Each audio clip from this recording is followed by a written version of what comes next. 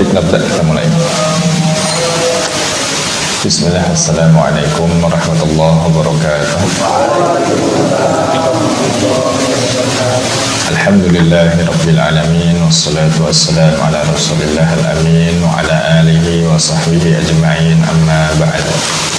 Allahumma anfa'na bima 'allamtana wa 'allimna ma yanfa'una wa zidna 'ilman wa 'amalan wa khasyatan ya rabbal alamin. Allahumma faqihna fid din waftah 'alaina futuhal 'arifin.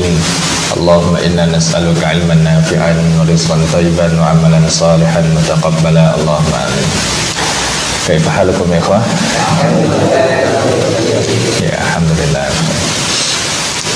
Baik, alhamdulillah hari ini kita bisa melanjutkan kembali rangkaian daurah kitab Manzumah Abi Ishaq Al-Ilbiri rahimahullahu ta'ala, yang mana di pertemuan sebelumnya kita masih membahas pembahasan seputar manfaat atau sifat dari ilmu, yang mana di pertemuan sebelumnya kita sebutkan bait yang ke-10, yanaluka naf'uhu ma dumta hayyan. Manfaat dari ilmu akan terus nantiasa kita peroleh, kita dapatkan selagi kita masih hidup. Sepanjang kita hidup dan sepanjang kita belajar, kita akan terus menuai manfaat dari ilmu. Di antaranya apa manfaat dari ilmu? Pahala yang berlimpah, kondisi hati yang lapang, bisanya kita menjadi fasilitator tersampaikannya ilmu, bisanya bisa kita memberikan nasihat, dan yang paling penting dari itu semua manfaat ilmu apa? An-na'budallah kama arad. Kita bisa beribadah sebagaimana yang Allah inginkan. Yang paling penting, orang akan beda nilai pahalanya dalam sebuah ibadah ketika yang satu beribadah hanya sebatas sekedar tahu atau bahkan ikut-ikutan, daripada orang yang belajar, daripada yang ibadah namun mereka tahu ilmunya. Antum lihat berapa banyak di luar sana misalkan yang hal-hal ibadah namun terkadang dianggap sebagai adat istiadat, sehingga mereka tak bisa membedakan mana yang sunnah, mana yang wajib. Contoh, rangkaian sholat tarawih di bulan Ramadan. Tidak banyak yang mengetahui bahwasanya Ramadan itu, tarawih itu merupakan ibadah dalam Islam yang hukumnya apa? Sunnah. Tapi Anda melihat ibu-ibu yang pergi ke masjid misalkan, banyak nggak? Pakai bukan hanya ketika di masjid saja. Ketika keluar dari tarawih dilepas mukennahnya, bahkan nggak pakai jilbab misalkan, dibuka mukennahnya, kelihatan kakinya, tangannya. Nah, ini permasalahan yang ada di masyarakat kita, yaitu apa? Fokus pada hal yang sunnah namun melupakan yang wajib. Tarawih sunnah, menutup aurat wajib. Nah, mereka bisa seperti itu lantaran apa? Dua kemungkinan, mereka ibadah ikut-ikutan, atau yang kedua tidak paham terkait ilmunya tersebut, sehingga akan berbeda. Sehingga akan apa? Berbeda pahala orang yang belajar, orang yang ibadah karena ilmu, dan ibadah tanpa ilmu. Nah, ini makanya manfaat paling utama dari belajar. Kita bisa beribadah sesuai dengan apa yang Allah Subhanahu wa ta'ala inginkan. Kemudian manfaat ilmu lainnya adalah wa yabqa dzikruhu laka in dhahabta. Kita akan terus dikenang sepanjang masa karena ilmu kita, meskipun kita sudah wafat. Sebagaimana Imam Bukhari, Imam Muslim, Ibnu Taimiyah, dan seterusnya. Kemudian sifat dari ilmu, manfaat dari ilmu lainnya adalah wal abdul muhannadu laisa yanbu, yaitu ilmu ibarat pedang yang tajam. Pedang yang sangat tajam, saking tajamnya sampai mengkilat, dan laisa yanbu, yang tidak akan pernah lemah, tidak akan pernah bisa patah, bisa rusak. Yang mana ilmu ini tusibu bihi maqatila man aradta, bisa langsung kita gunakan untuk menebas, membunuh siapa saja yang kita bunuh sekali tebasan. Nggak perlu apa? Seperti pisau yang nggak tajam sehingga perlu dibolak-balik, enggak. Tapi ilmu sekali potong sudah selesai masalah. Ketika ada perselisihan, ketika ada masalah, ketika ilmu datang memberikan jawaban, intaha al-amr, selesai permasalahan. Ini haram, ini wajib, ini boleh, ini tidak. Dengan apa dia bisa selesai? Yaitu karena ilmunya. Kemudian manfaat ilmu lainnya atau sifat ilmu lainnya, kata beliau, wa kanzun la takhaf alaihi lisan. Kata ilmu ibarat harta simpanan yang begitu banyak, yang begitu berharga, namun apa? La takhaf alaihi lisan. Kita nggak perlu takut, khawatir kamu dicuri. Kita punya mobil, kita punya motor, punya rumah, punya perhiasan, mungkin kita akan menjaganya. Kenapa menjaga? Karena takut bakal dicuri. Tapi ilmu semakin banyak, meskipun dia besar, meskipun dia sangat mulia, tapi la takhafu alaihi bisan. Kita nggak perlu khawatir ada pencuri yang mau mengambil, mencuri ilmu kita. Ini nggak bisa. Nah, kemudian sifat ilmu lain yang terakhir yang kita sebutkan, khafifal hamli yujadu haitsu kunta. Ilmu itu meskipun dia besar, seorang menghafal 30 juz, menghafal banyak matan, menghafal banyak hadis, tapi dia khafifal hamli. Mana khafifal hamli kemarin? Mudah dibawa kemana-mana. Sehingga Syekh di sini sebutkan apa? Nggak akan terlihat perbedaan jalannya orang yang hafal 30 juz, orang yang hafal matan begitu banyak dengan orang yang bodoh. Kelihatan nggak jalannya berbeda? Pastinya terlihat mana yang alim, mana yang tidak. Misal antum jadi seorang dai, namun antum sholat di sebuah masjid atau antum safar ke sebuah daerah, nggak ada yang kenal antum. Tahu nggak antum itu dai? Mereka tahu nggak antum dai? Nggak tahu. Mereka menganggap kita orang biasa. Nah, inilah ilmu nggak terlihat zahirnya. Ilmu itu tidak terlihat. Beda misalkan dengan orang yang jalan bawa galon kiri kanan dengan yang nggak bawa galon. Mungkin kelihatan jalannya beda kan? Yang satu agak oleng misalkan, agak cepat, yang satu santai. Nah, ilmu enggak. Khafifal hamli. Dia amat mudah dibawa. Yujadu haitsu kunta. Dan ini bisa kita dapati, kita berikan dimanapun kita berada. Kalau uang minimal sebanyak-banyaknya, berapa kita bawa? Paling 1 juta di dompet kita, nggak lebih. Nah, ketika orang minta uang pada kita 10 juta, apa jawaban kita misalkan? Nanti dulu, saya ambil ke ATM dulu, kita ambil ke bank dulu. Ada orang minta sama kita 1 kilo apel misalkan, apa kita katakan? Nanti dulu, saya ambil di kebun dulu misalkan. Itu sifat-sifat dunia. Tapi kalau ilmu, ada yang minta sama ilmu kita di masjid, di rumah, di kamar, dimanapun kita bisa apa? Yujadu haitsu kunta, memberikan dimanapun kita berada. Nah, ini sifat ilmu, manfaat ilmu yang kita bahas di pertemuan sebelumnya. Baik, kita lanjutkan sekarang bait yang ke-14 berada di halaman 19 syarahnya nanti. Nah, nanti syarahnya di halaman yang ke-19. Nah, sebelum kita baca, kita mulai syarahnya.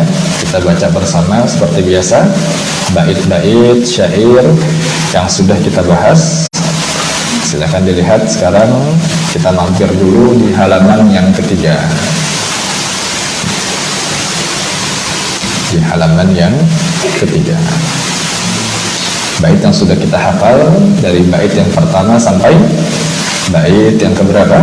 Ke-14. Nah, kelas sudah itu. Naqra jama'atan, kita baca sama-sama. Ana aqra wa antum tukadzibun. Bismillahirrahmanirrahim. Bismillahirrahmanirrahim. Qala al-musannifu rahimahullahu ta'ala. Tafuttu fu'adakal ayyamu fatta wa tanhitu jismaka as-sa'atu nahta wa tad'uka al-manunu du'a sidqin ala ya sahi anta uridu anta araka tuhibbu irsan zata khidrin abatta qalaqahal akyasu batta tanamud dahra wayhaka fi ghatitin biha hatta idha mittan tabahta fakam dha anta makhdu'un wa hatta mata la tar'a تنحوي عنها وحتى أبا بكر دعوتك لو أجبت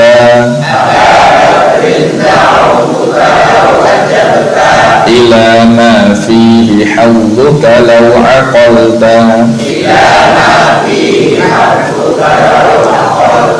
إلى علم تكون به إماما مطاعا إن نهيت وإن أمرت ويجلو ما بعينك من غشاها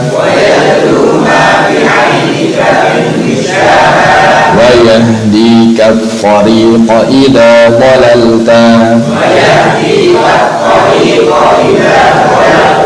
وتحمل منه في ناديك تاجا ويكسوك الجمال إذا عريت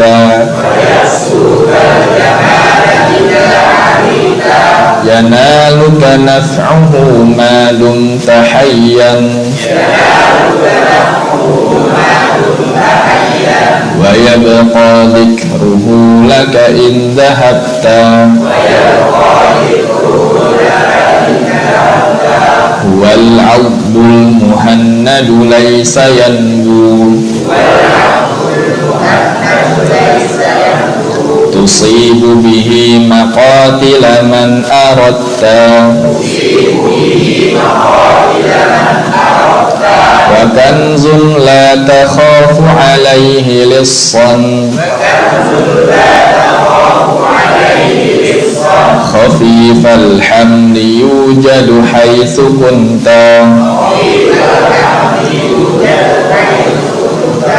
يزيد بكثرة الإنفاق منه وينقص إن به كفا شددت فلو قد ذقت من حلواه طعما لآثرت التعلم واجتهدت.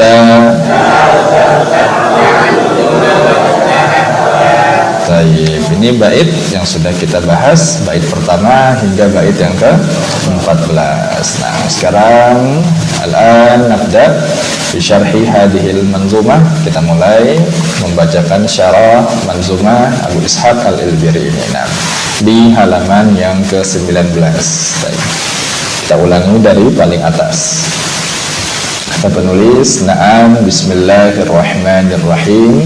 Qala an-nazimu rahimahullahu ta'ala.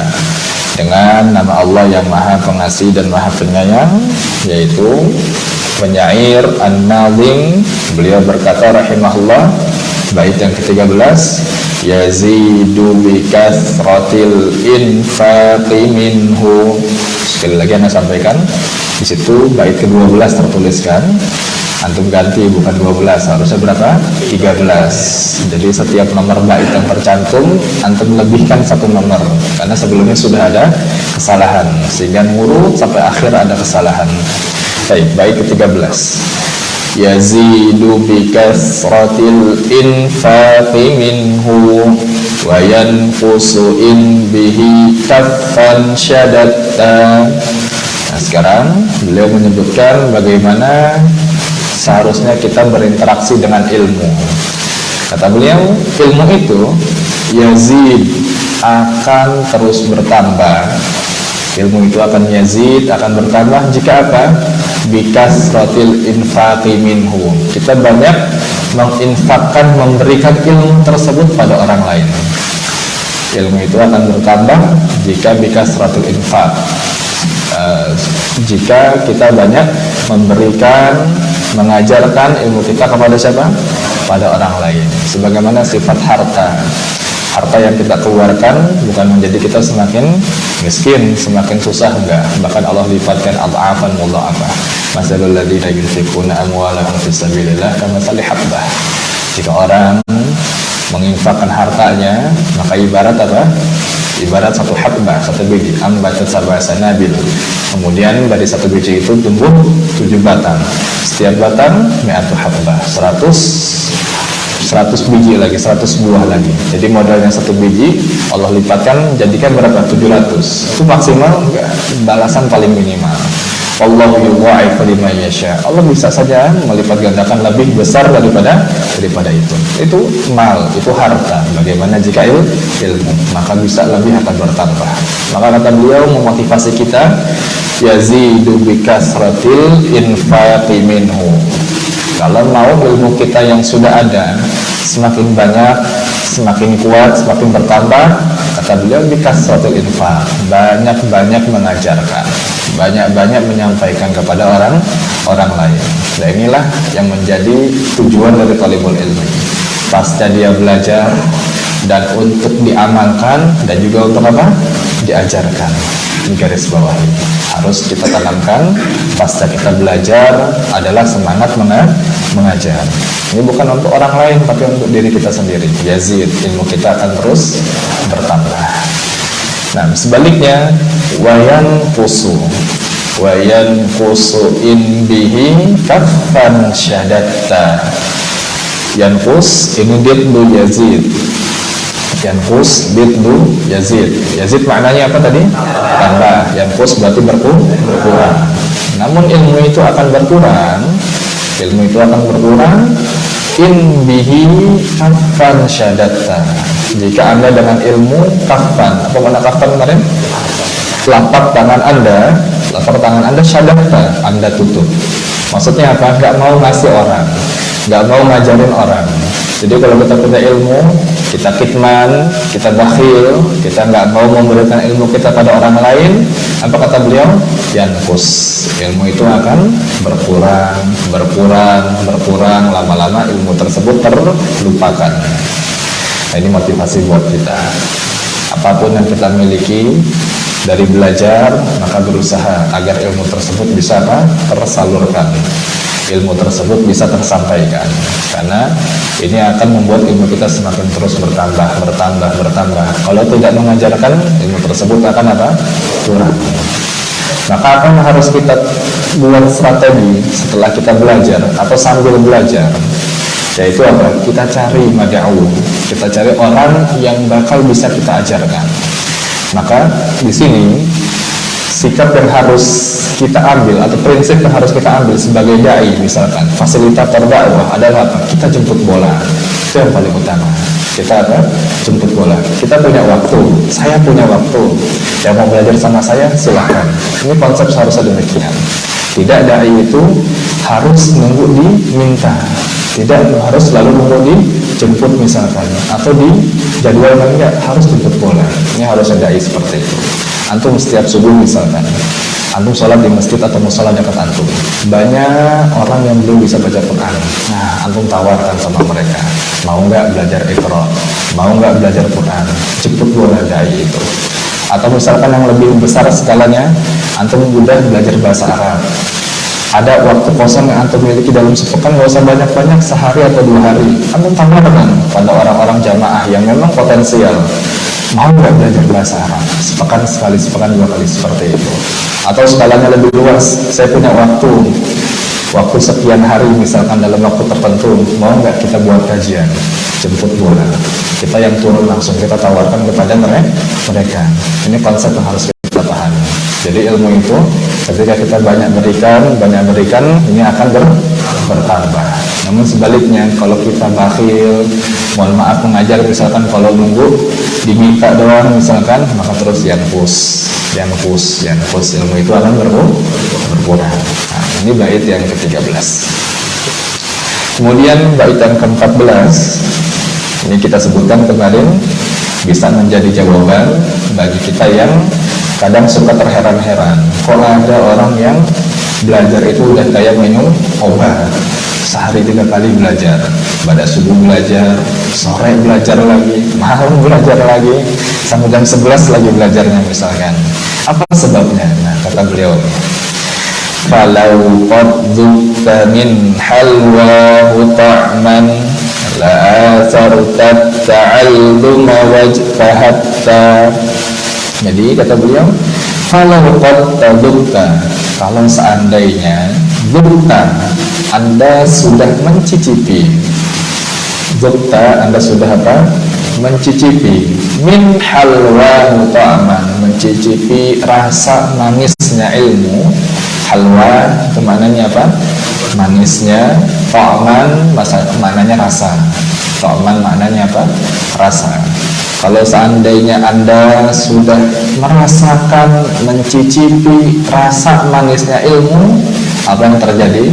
La'atharta ta'alluma, niscaya Anda akan mengutamakan, memilih ta'allum, memilih belajar. Ilmu itu memiliki dampak, bakal membuat kita kecanduan.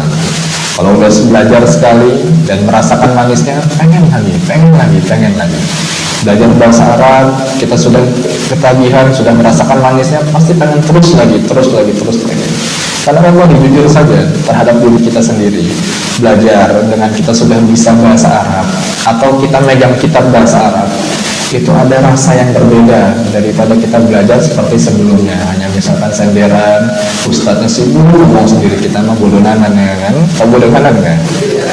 Diam aja, ya kita mau tidur ya terserah saya, misalkan saya nggak catat ya terserah saya. Allah ya akan ada masa yang berbeda ketika kita belajar yang seperti dulu dengan yang seperti sekarang. Kata beliau, la'anfar ta'alluma, pasti muncul rasa apa? Ketagihan. Kita akan milih ilmu, kita akan milih belajar, bahkan bukan belajar yang biasa-biasa saja. Kata beliau, wajtahatta, bahkan belajar dengan sungguh-sungguh, dengan rajin, dengan giat, murojaah rutin, menghafal semangat, menyiapkan materi semangat untuk belajar. Ini jika apa? Qad dzukta min halwahu ta'man, kalau kita sudah merasakan manisnya ilmu. Nah ini jawaban buat kita yang mungkin kadang suka terheran. Kalau di luar sana ada orang tadi yang belajar juga seperti minum obat, sehari 3 kali, pagi belajar, siang belajar, sore belajar, malam belajar, misalkan apa sebabnya? Nah ini, mereka bisa jadi sudah merasakan nikmatnya ilmu dan kita belum, maka kita harus berusaha agar seperti mereka. Nah, kita bacakan syarahnya sekarang dari atas lagi. Qauluhu, jadi ucapan beliau, qauluhu, ucapan beliau, perkataan beliau, yazidu bi kasratil infaqi minhu, yaitu ilmu tadi akan bertambah dengan apa? Bi kasratil infaq, dengan banyak menginfakkan ilmu kita, mengajarkan ilmu kita. Kata beliau, hada min fadaili hadal ilmi. Nah inilah diantara keutamaan dari ilmu, keutamaan dari ilmu. Kalau semakin banyak kita berikan, ilmu tersebut akan bertambah. Ini manfaat atau keutamaan dari ilmu. Kita punya pulpen 3 misalkan, kita berikan 2 kepada orang lain, secara jumlah berkurang nggak? Pasti berkurang. Dan begitu pun harta yang lain. Kita punya rumah 3 misalkan, kita berikan 2 kepada orang lain, berkurang secara jumlah, tapi ilmu enggak. Ketika kita banyakkan infak, kita memberikan, dia akan yazid, dia akan bertambah. Nah makanya kata beliau, annaka idza badaltahu yazidu, kata beliau, oleh karena itulah jika Anda badaltahu, menyebarkan ilmu, badalta maknanya nasyarta, menyebarkan. Jika Anda menyebarkan, memberikan ilmu pada orang lain, niscaya ilmu itu akan apa? Yazidu, ilmu itu akan bertambah. Apa maksudnya menyebarkan ilmu dan bagaimana? Kata beliau, yakni idza 'allamtahu ilal akharin, idza 'allamtahu ilal al-akharin, yaitu jika Anda mengajarkan ilmu Anda kepada orang lain. Jika Anda mengajarkan ilmu Anda pada orang lain, bi'idznillah, kata beliau, yubaraku fi hadal ilmi, yubaraku fi hadal ilmi, maka ilmunya itu akan diberkahi. Yubarak, bukan yubarik, yubarak, diberkahi. Ilmu tersebut akan diberkahi berkahi. Apa mana berkah? Apa mana berkah? Nah, ya ziyadatul khair, bertambah kebaikan. Lalu kita akan bertambah banyak, bertambah berkah, bertambah manfaat. Jika apa sekali lagi? Jika kita ajarkan. Jika kita ajarkan. Yang mana kita telah bahas, kita sebutkan, beliau memberikan perumpamaan seperti apa kemarin? Fahuwa karraudi in nazala alaihil ghausu. Ibarat seperti raud. Apa mana raud kemarin? Taman. Seperti taman yang apa? In nazala alaihil ghais. Ketika dituruni hujan. Jika ada taman yang dia dituruni hujan, niscaya apa? Wa huwa ta'lim, maksudnya hujan di situ adalah mengajarkan, niscaya zada, akan bertambah keindahan taman tersebut, akan bertambah ilmunya tadi. Jika apa sekali lagi? Jika diajarkan. Jika diajarkan. Ya. Nah, inilah perumpamaan kata beliau, ilmu yang kita miliki ibarat keindahan taman yang ada bunganya, yang ada pepohonan hias.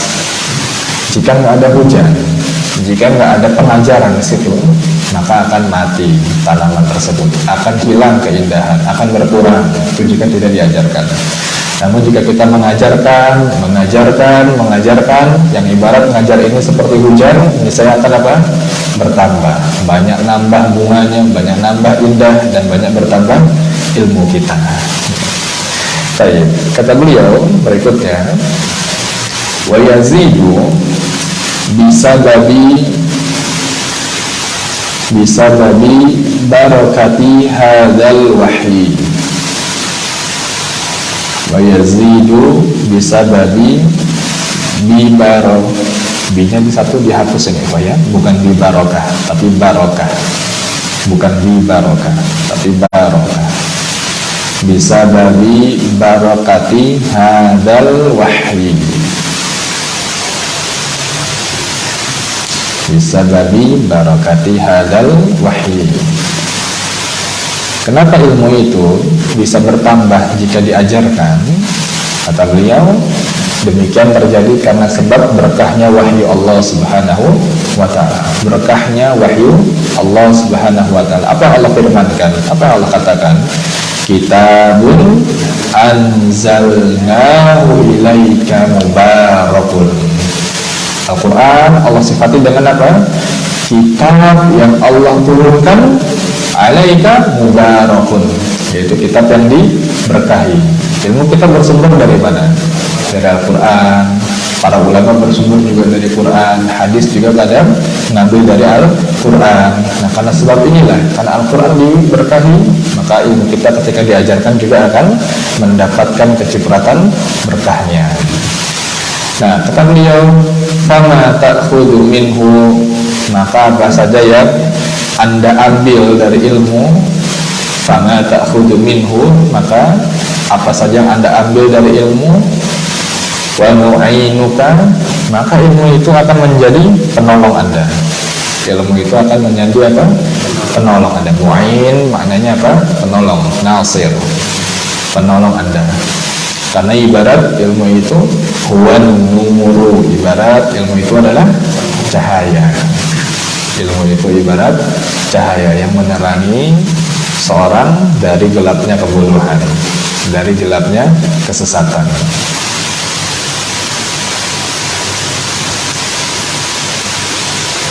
Kelas. Baik. Kemudian wa hadza syai'u al-mubaraku wa huwa kitabullah wa sunnatun nabi alaihi salatu wassalam. Jadi beliau ulangi lagi, yaitu sesuatu yang diberkahi ini, maksudnya ilmu, sesuatu yang diberkahi ini, yaitu ilmu, adalah apa ilmu kita? Wa huwa kitabullah wa sunnatun nabi sallallahu alaihi wasallam. Karena ilmu kita adalah Al-Quran, kitabullah, dan sunnahnya Rasul sallallahu alaihi wasallam.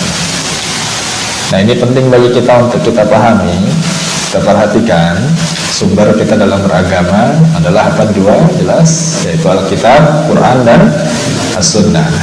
Problemnya adalah Ketika kita sudah memahami konsep ini, yaitu beragama hanya dengan Al-Quran dan As-Sunnah, berikut juga pemahaman para sahabat, para salafus saleh. Permasalahannya adalah apa? Kita nggak akan bisa mengkonsumsi lezatnya Al-Quran, manisnya Sunnah, dan nikmatnya perkataan para ulama salaf jika tidak belajar dengan bahasa Arab. Wallahi, kita nggak akan bisa menikmati nikmatnya itu semua. Terjemahan itu tidak akan mewakili semuanya. Terjemahan tidak akan mewakili semuanya. Dan sisi terjemahan ini tidak kita bisa memahami apa yang dimaksud secara utuh kalau kita hanya baca dengan apa? Terjemahan. Maka banyak orang yang bisa tergelincir atau terkadang, mohon maaf, jadi sumber kesesatan orang lain karena dia sudah berani tampil atau dai atau motivator atau disebut ustadz, namun karena dia nggak bisa bahasa Arab, akhirnya apa? Yang jadi objek bahannya terjemahan. Ini bikin kacau jadinya. Karena sebabnya apa? Nggak ngerti bahasa Arab. Ada nggak seperti itu? Ada seperti itu. Dan mungkin ini juga terjadi pada diri kita. Kenapa pemahaman agama kita masih seperti ini saja? Mohon maaf, dari dulu kita belajar, puluhan tahun kita ngaji, seperti ini saja kadar ilmu kita. Karena salah satu sebabnya apa? Karena kita masih buta terhadap bahasa Arab. Baik, kata beliau tadi, sumber ilmu adalah kitabullah dan sunnah Nabi sallallahu alaihi wasallam. Lidzalika yubarikullahu fihi fil 'ata. Oleh karena itulah Allah memberkahi ilmu siapa saja yang diberikan. Allah akan memberkahi ilmu siapa saja yang diberikan. Allah Ta'ala berfirman, di sini menunjukkan berkahnya seorang yang memiliki ilmu kemudian mengajarkan dengan orang yang nggak punya ilmu. Apa kata Allah? Allahu yaqul, Allah Ta'ala berfirman, awaman kana maitan fa ahyaynahu waj'alna lahu nuran yamshi bih. Yaitu, siapakah orang yang tadinya mati kemudian kami hidupkan, fa ahyayna, kami hidupkan dengan Al-Quran, kami hidupkan dengan ilmu. Kemudian ilmu tadi, waj'alna lahu nuran yamshi bihi finnas, yaitu kami jadikan orang tadi bisa berjalan dengan ilmu yang diibaratkan seperti apa? Cahaya. Jadi mudah dia jalan, dia mudah menempuh kehidupan. Finnas, ketika dia masuk ke masyarakat, berada di tengah-tengah masyarakat. Kaman masaluhu fil dhulumati laisa bikharijin minha. Orang yang berilmu tadi, yang berjalan dengan cahaya, kata beliau, itu tidak sama fil dhulumat laisa bikharijin minha. Tidak sama seperti orang yang berada di dalam kegelapan dan dia sulit untuk keluar darinya. Nggak sama orang yang berjalan dengan ilmu, dia tercerahkan, dia diterangi. Nggak sama dengan siapa? Orang yang fil dhulumat laisa bikharijin minha. Dia nggak bisa keluar dari kegelapan tersebut. Ibarat kita berangkat atau kita pergi safar ke daerah, mau usah Jawa, misalkan Sumatera, yang jarang ada lampu perjalanan. Kemudian yang satu punya mobil atau naik mobil yang ada lampunya pergi malam hari, yang satu nggak ada lampunya tuh mobil. Beda nggak jalannya? Pasti beda. Yang satu mah enjoy aja, jalan enak. Tapi yang satu lagi nggak ada lampunya, pasti ngeraba-raba atau jaga aman nggak jalan di malam hari. Kenapa demikian? Karena nggak ada cahaya, karena nggak ada lampunya. Kata Allah, beda orang yang belajar, orang yang tercerdaskan, orang yang punya ilmu dengan orang yang jahil dan diibaratkan fil dhulumat laisa bikharijin minha, yang berada dalam kegelapan dan dia tidak bisa keluar dari kegelapan tersebut. Nah, kata beliau, fahakada ad-daw, demikianlah ad-daw. Apa makna daw? Nur. Ad-daw maknanya an-nur, cahaya, sinonim. Nah, demikianlah cahaya ilmu. Demikianlah cahaya ilmu. Di antara sifat ilmu itu la yuniru illa idza ju'ila fi masahatin. Illa idza ju'ila fi masahatin. Di antara sifat cahaya ilmu adalah apa? Dia tidak akan bisa menerangi, tidak akan bisa bercahaya jika tidak diletakkan di tempat terbuka. Jadi ilmu itu ibarat lampu. Kalau kita tutup lubang lampunya, bisa tembus nggak cahayanya ke kita? Nggak bisa. Bagaimana cahaya tersebut agar bisa keluar? Ya, kita letakkan di tempat yang terbuka. Ini lampu kenapa bisa nerangin kita? Karena di antara lampu sama kita terbuka dia kan. Cuma kalau seandainya kita tutup pakai papan misalkan, triplek, kelihatan nggak? Tembus tidak dia? Nah, kata beliau ilmu itu demikian. Dia bisa keluar cahayanya kalau kita letakkan di tempat yang nasah, tempat yang terbuka. Amma law ju'ilat dawru fi ulbatin, amma law ju'ilat dawru fi ulbatin, adapun sebaliknya ilmu tersebut, cahaya tadi, jika kita letakkan, kita taruh di dalam ulbah. Mana ulbah? Kaleng, toples, atau wadah. Kita tutup begitu di dalam wadah, kita masukkan ke dalam lemari begitu. Apa kata beliau? Ma'anaro. Niscaya ilmu tersebut tidak akan kelihatan cahayanya, tidak bisa keluar cahayanya. Maksudnya apa kata beliau? Nah, nanti beliau sampaikan. Lakin idza akhrajtahu minal ulbah, lakin idza akhrajtahu minal ulbah anarat. Nah, ketika Anda keluarkan dari wadah tadi, dari tempat tadi, dari lemari tadi, baru ilmu tersebut, lampu tersebut bisa terlihat cahayanya, bisa terlihat cahayanya. Maksudnya apa kata beliau? Perumpamaan tadi, wahakadal ilmu, dan demikianlah ilmu yang ibarat cahaya tadi, yang bagi lisyakhsi an yabussahu inda ahlihi. Demikianlah ilmu, dia yang bagi, apa maknanya? Sepatutnya, seharusnya, yang bagi seharusnya seseorang itu an yabussahu, yaitu menyebarkan, harusnya menyebarkan ilmu, mengajarkan ilmu kepada siapa? Inda ahlihi, kepada keluarga, pada keluarganya, wajiranihi. Mana jiran? Tetangga. Malaysia disebut negeri jiran, ya, karena dia tetangga kita. Nah, jiran itu dari bahasa Arab jiran. Ya. Wajiranihi, dan tetangganya, wa ashabihi, dan sahabat-sahabatnya, wa aqarib, aqarib kerabat, dan kerabat-kerabatnya, wa nahwi dzalik, dan selain daripada itu, mimman yuqaddaru alaihi bil hikmati wat tu'adah, wat tu'adati, yaitu dan siapa saja orang-orang yang Allah memberikan hikmah dan juga apa? Pelan-pelan dalam mengajar. Nah, garis bawah di sini belum menyebutkan bentuk mengajar itu, memberikan pengajaran pada orang lain ada dua syarat. Kata beliau bil hikmati wat tu'adati, wat tu'adah, hikmah dan tu'adah. Apa hikmah?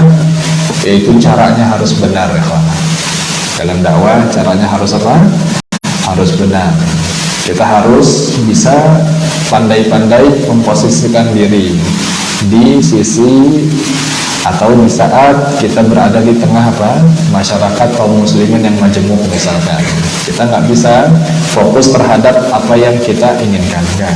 Selagi memang di situ ada maslahat dan kita bisa atau diperbolehkan mengambil opsi B, C, D, dan E, kita nggak perlu mengambil opsi yang A. Kita menyesuaikan.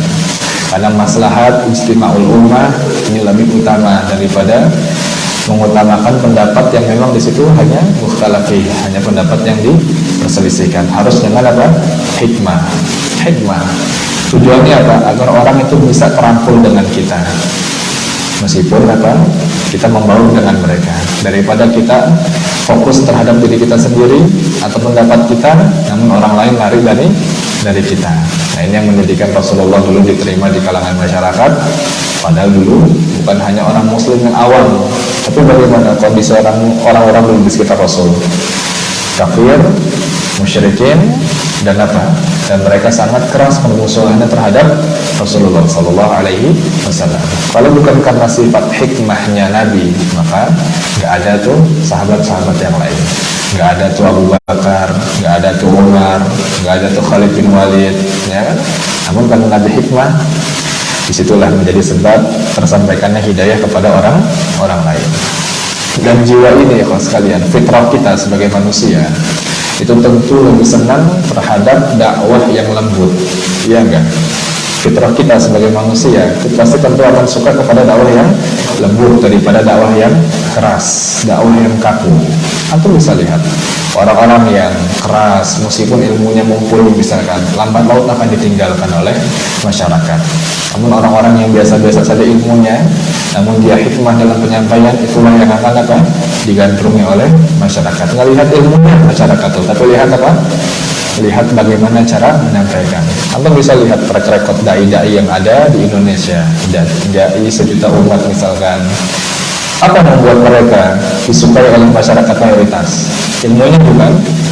Mungkin karena belum tentu ilmunya, tapi ternyata ada retorikanya dalam dakwah sehingga aku terkenal oleh seluruh masyarakat Indonesia misalkan. Nah ini hikmah penting. Kalau seandainya yang hikmah ini malah orang-orang sebelah, kenapa kita nggak bisa hikmah dalam berdakwah? Kita memberikan berbaur dengan mereka. Maka jangan sampai orang-orang yang hikmah tadi secara dakwah namun ilmunya tidak ada, ini yang mengambil peranan penting daripada kita-kita yang mungkin lebih paham. Ini yang pertama, syarat dakwah adalah apa? Hikmah. Ya. Yang mulai agak panas kepalanya, yang mulai agak sepet matanya, ya wudhu dulu silakan ya. Jangan memaksakan kondisi. Jangan memaksakan kondisi. Baik, yang kedua, di antara cara dalam dakwah adalah waktu ada. Apa tuh ada? Yaitu ta'anni, tamahul. Apa makna ta'anni? Pelan-pelan, step by step.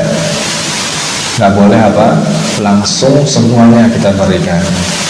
Nah inilah diantara cara agar ilmu itu bisa tersampaikan. Mengajar dengan cara apa? Ada, ta'anni. Contoh seperti kita ngajar Al-Quran.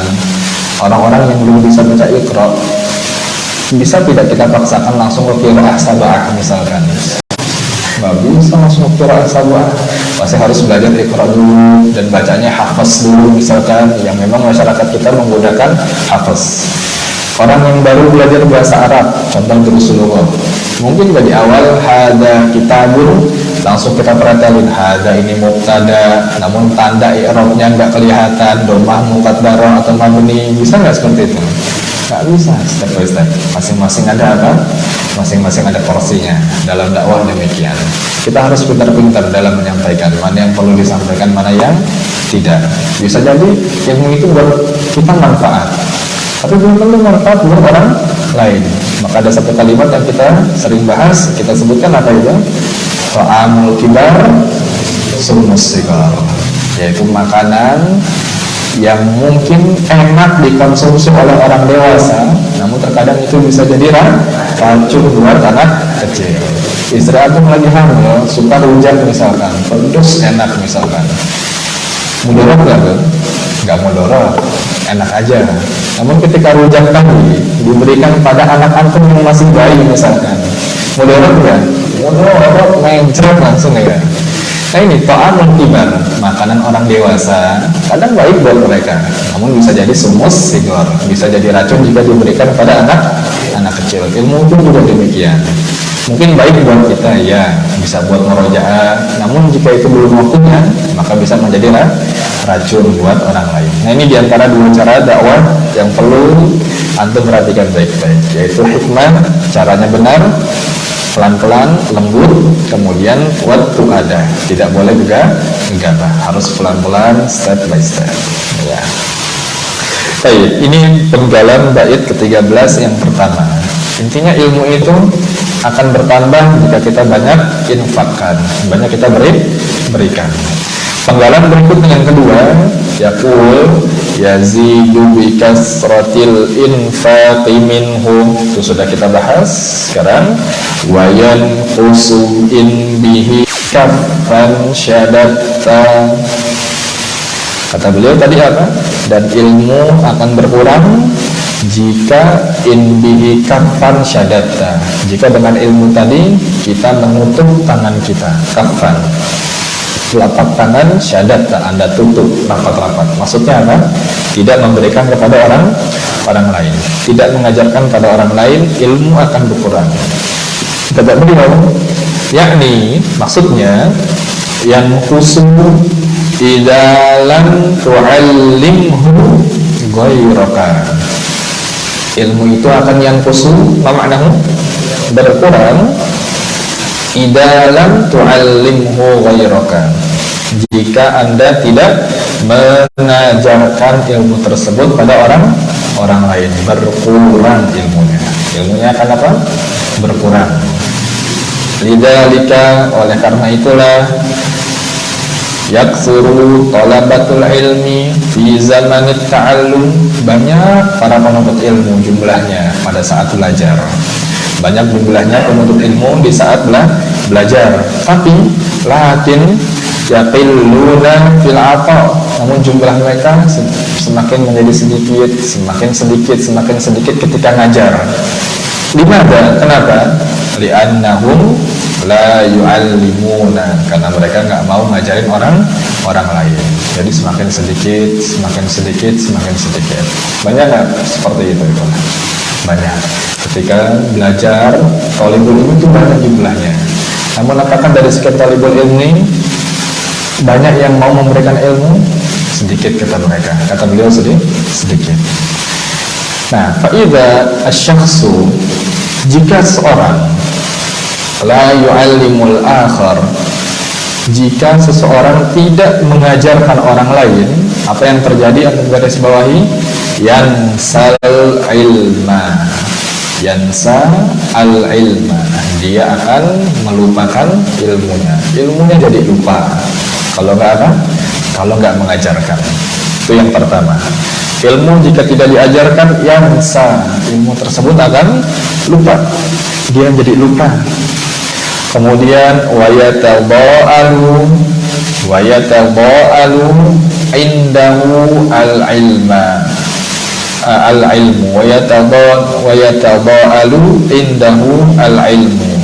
Kemudian yatadha'al, maknanya yanqusu. Maknanya yanqusu, berkurang. Ilmu itu akan menjadi berkurang. Lama-lama menjadi apa tadi? Lupa. Dan dampak ketiga, wa yaqillu indahu ihtimamuhu bil ilmi, dan karena dia nggak ngajar sehingga menjadi apa? Ihtimam. Apa makna ihtimam? Perhatiannya terhadap ilmu juga menjadi berkurang. Yang dulu kenal dengan penulis kitab, yang dulu lengket dengan kitab, yang dulu lengket dengan masalah-masalah ilmu, kalau nggak ngajar, ihtimamnya akan apa? Berkurang, perhatiannya akan berkurang. Dan dampak keempat adalah wa ta'limil ilmi fi qalbihi, dan juga pengagungan terhadap ilmu dalam hatinya akan berkurang juga. Jadi 4 hal dampak dari, kata beliau, tidak mengajarkan ilmu. Pertama apa? Yansa al-ilm, ilmunya menjadi lupa. Ilmu jadi lupa, itu yang pertama, garis bawahi. Yang kedua, wa yatadha'alu indahu al-ilm. Yang kedua adalah apa? Ilmu tersebut menjadi berkurang. Yang ketiga, wa yaqillu indahu ihtimamuhu bil ilm. Kemudian perhatiannya terhadap ilmu menjadi kurang.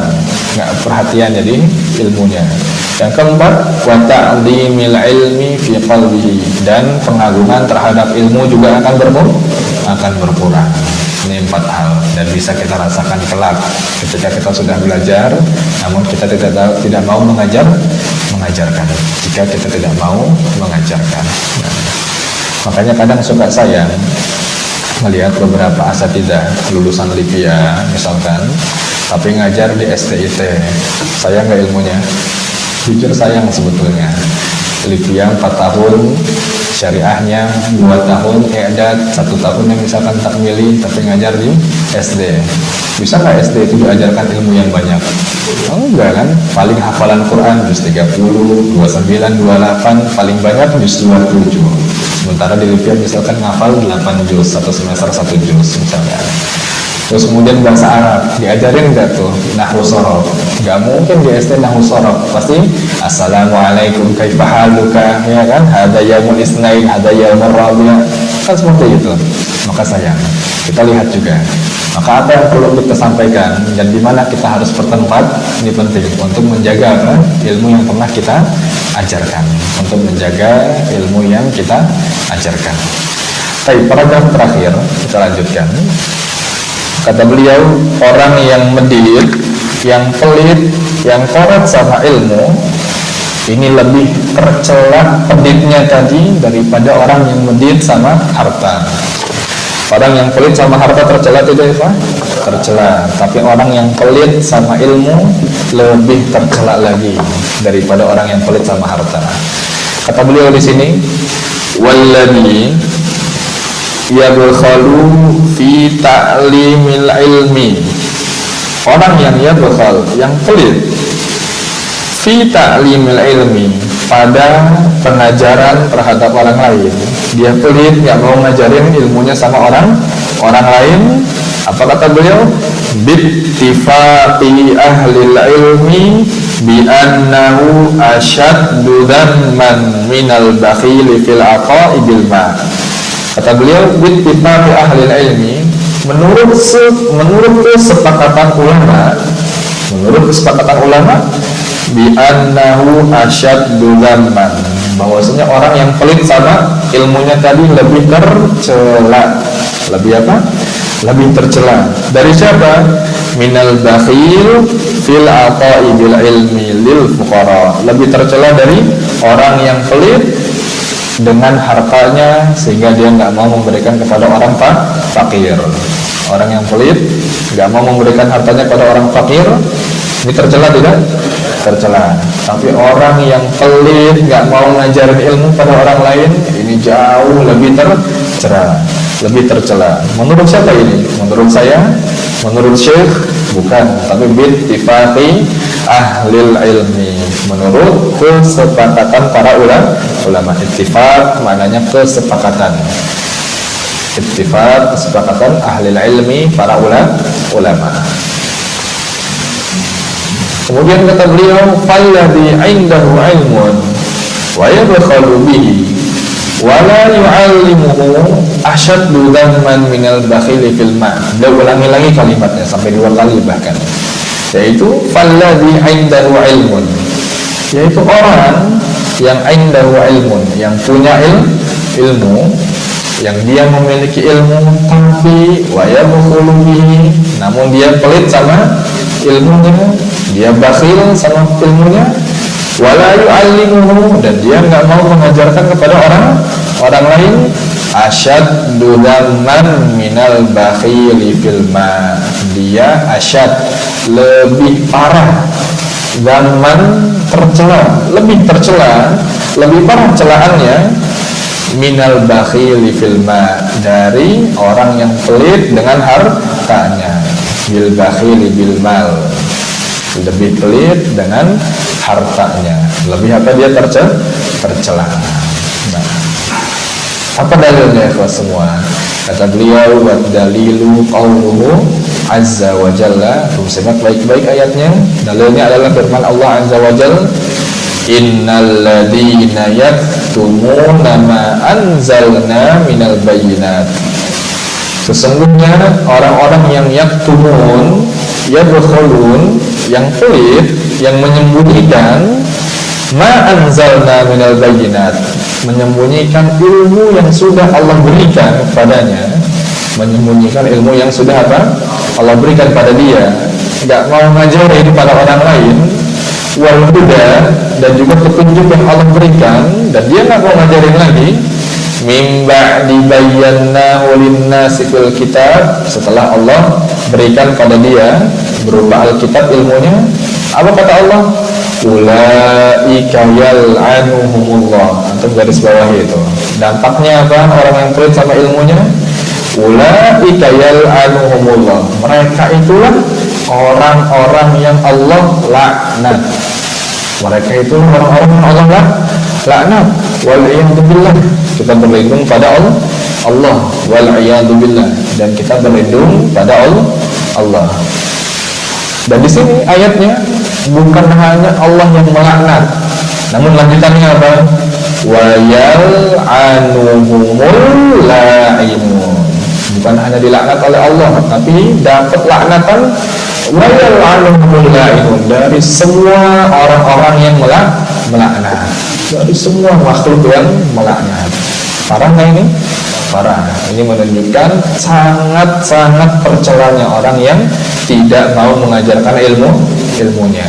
Maka tadi di awal saya sebutkan prinsip yang harus kita pegang setelah kita belajar adalah apa? Kita yang jemput bola untuk ngajar. Kita yang harus memberikan penawaran pada orang lain, atau kita yang minta buat ngajar. Saya punya waktu sekian. Saya mau buat kajian, mau nggak belajar? Harus seperti itu. Jangan nunggu selalu kita diminta. Jangan nunggu kita selalu minta diajar. Enggak, kita harus yang menawarkan pada mereka. Ibarat apa? Kita sedang menjadi sales ilmu ini. Kita nawarin pada orang lain. Ketika ilmu kita tidak kita tawarkan, maka nggak akan apa? Bermanfaat ilmu kita. Sebagaimana produk yang kita jual. Kalau kita nggak tawarkan pada orang lain, maka barang kita nggak akan apa? Bermanfaat, ya kan? Ya. Nah, ini lebih tercela dari orang yang pelit sama apanya? Sama hartanya. Terus taubatnya bagaimana? Agar kita nggak mendapatkan laknatan, nggak dapetin celaan tadi, kata Allah masih di ayat tersebut, syaratnya ada 3 ya sekalian. Illal ladzina tabu. Syarat pertama agar kita tidak mendapati laknatan, illal ladzina tabu, kecuali orang-orang yang bertaubat. Sampai parah ini, dahsyat. Orang yang pelit sama ilmu tunggu bertaubat. Harus apa? Harus bertaubat. Illal ladzina tabu. Pertama syaratnya harus bertaubat. Kemudian wa aslahu, dia memperbaiki keadaannya, berusaha beriktikad menjadi lebih baik. Berarti apa kalimat ini? Orang yang sebelumnya pelit sama ilmu berarti keadaannya buruk, keadaannya jelek, maka harus wa aslahu, dia perbaiki keadaannya. Kemudian kata beliau qala, syarat ketiga apa? Wa bayyanu. Mana bayyanu? Allamu. Bayyanu maknanya apa? Allamu. Dia harus mengajarkan pada orang lain. Allamu, bayyanu, mengajarkan pada orang lain. Ini syaratnya. Ada berapa tadi? 3. Orang yang pelit sama ilmunya, dia bakal dilaknat. Bukan hanya dilaknat sama Allah, tapi dilaknat oleh seluruh makhluk. Taubatnya bagaimana? Pertama bertaubat pada Allah, yang kedua beriktikad memperbaiki keadaannya, yang ketiga harus apa? Wabayan, mengajarkan ilmu, mengajar ilmunya. Nah, kalau sudah demikian kata Allah, faulaika atubu alaihim. Mereka inilah yang saya terima taubatnya. Kalau dia hanya bertaubat nggak diterima. Kalau hanya bertaubat dan berusaha memperbaiki keadaannya nggak diterima. Namun harus apa? Paket lengkap, yaitu bertaubat, berusaha memperbaiki keadaannya, dan juga harus apa? Mengajarkan. Sekali lagi, kita yang harus menawarkan ilmu kita pada orang lain, bukan nunggu diminta, bukan nunggu apa? Diminta. Nah, inilah tercelanya jika seandainya ada dai atau kita yang punya ilmu namun kita selalu diminta. Hasil apa? Bakal disetir jadinya. Padahal hakikatnya yang tahu ilmu ini siapa? Jamaah atau kita yang sudah belajar? Kita yang sudah belajar. Ibarat orang datang ke dokter jadi pasien, dia yang sakit namun dia yang juga minta ketentuan obatnya. Antum sakit panas, dikasih sama dokter paracetamol. Saya nggak mau paracetamol dok, saya mau misalkan apa? Obat-obat yang mau ngilangin mencret misalkan. Nyambung nggak tuh? Nggak nyambung. Nah, kadang kita seperti itu. Kita jadi dai, namun kita terlalu diam atau tunggu diminta. Alhasil apa? Pengurus minta pengajian-pengajian tertentu. Nah, mereka Kita nggak tahu apa yang mereka perlukan, ya kan? Maka perlu di sini kita harus menawarkan. Kita yang nawarkan pada mereka. Saya punya waktu, mau nggak kita belajar sama-sama? Harusnya seperti itu. Karena yang sakit siapa? Mereka. Dokternya siapa? Kita. Maka kita lah yang menentukan obatnya.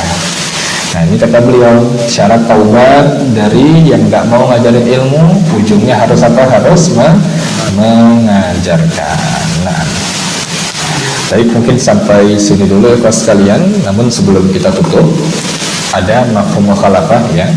Ada pemahaman yang bisa kita ambil dari sisi sebaliknya. Ini penting sekali. Kata beliau, orang yang pelit sama ilmunya, ini lebih tercela dari siapa tadi? Lebih tercela dari orang yang pelit sama hartanya. Maka sebaliknya, orang yang berinfak dengan ilmunya ini lebih baik daripada orang yang berinfak dengan hartanya. Ini antum perlu garis bawahi. Di sana banyak orang yang berinfak banyak, jutaan, ratusan juta, puluhan juta. Bagus nggak itu? Wallahi itu bagus, dan dia akan dapat pahala dari yang dia infakkan. Namun jika kita menginfakkan dengan ilmu kita, minimal membuat orang lain bisa jadi baca Quran, lulus ikhram dari antum misalkan, lebih baik mana kira-kira? Lebih baik ilmu yang kita ajarkan. Jadi tadi ketika orang yang pelit sama ilmunya dikatakan lebih apa? Lebih hina, lebih tercela daripada orang yang pelit sama hartanya, maka sebaliknya, orang yang dermawan sama ilmunya itu lebih baik, orang yang bersedekah dengan ilmunya lebih baik daripada orang yang bersedekah dermawan dengan hartanya. Jadikan ini sebagai motivasi buat kita. Jadikan motivasi buat kita dalam mengajar.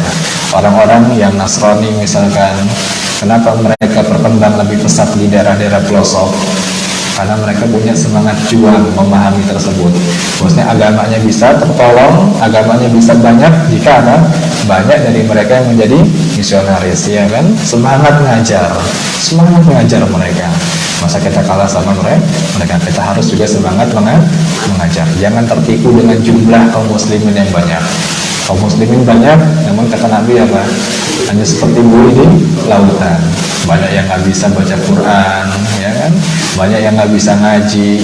Banyak yang semangatnya cuma debat, namun belajar nggak semangat. Ini problem buat kita. Nah, ini kita ajarkan mereka, pelan-pelan edukasi mereka. Dan satu sisi sudah banyak yang ngaji, namun ngajinya juga belum benar, misalkan mungkin sebelumnya kita. Nah, ajak agar mereka ngaji lebih terarah, lebih terstruktur. Sebagaimana kita sekolah dulu, terstruktur pendidikan dari SD sampai SMA. Nah, belajar agama juga seperti itu. Jangan sukanya comot sana comot sini terus. Nah, sampai sini ikhlas sekalian. Insyaallah kita lanjutkan besok pada bait yang ke-14 dan sisa dari syarah yang kita bahas tadi. Nah, kita baca dulu bait sekali lagi dari bait yang pertama hingga bait yang ke-14. Nah, tapi belum ada nambah bait ya. Nah, silakan Pak. Baik, nakra jama'atan. Kita baca sama-sama halaman keberapa? Halaman yang ketiga. Ana aqra wa antum tukarrirun. Bismillahirrahmanirrahim. Bismillahirrahmanirrahim. Qala al-musannifu rahimahullahu ta'ala. Tafuttu fu'adakal ayyamu fatta wa tanhitu jismaka as-sa'atu nahta wa tad'uka al-manunu du'a sidqin ala ya sahi anta uridu anta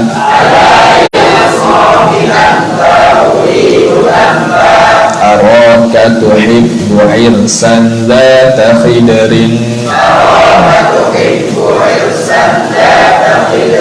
adatta qalaqahal akyasu batta tanamud dahra wayhaka fi ghatiqin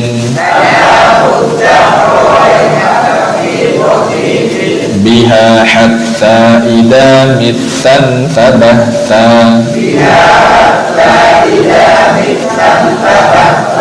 فكم ذا أنت مخدوع وحتى متى لا ترعوي عنها وحتى أبا بكر دعوتك لو أجبت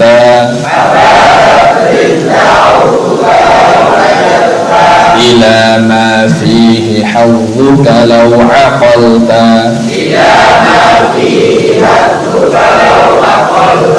إلى علم تكون به إماما مطاعا إن نهيت وإن أمرت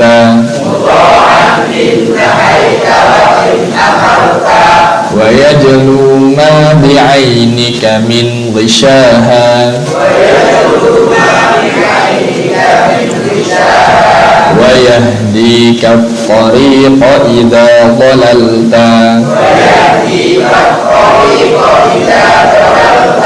وتحمل منه في ناديك تاجا ويكسوك الجمال إذا عريت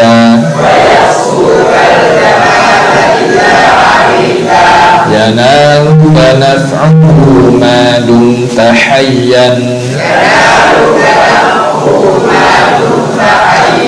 ويبقى ذكره لك إن ذهبت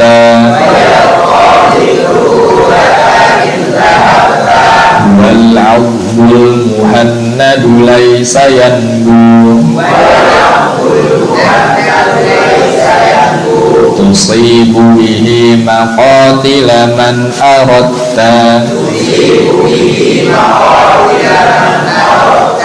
وكنز لا تخاف عليه لصا خفيف الحمل يوجد حيث كنت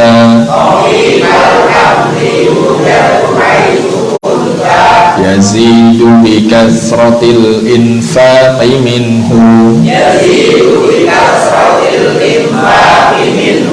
وينقص إن به كفا شددت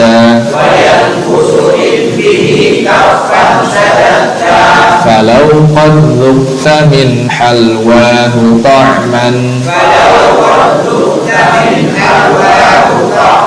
لآثرت التعلم واجتهدت.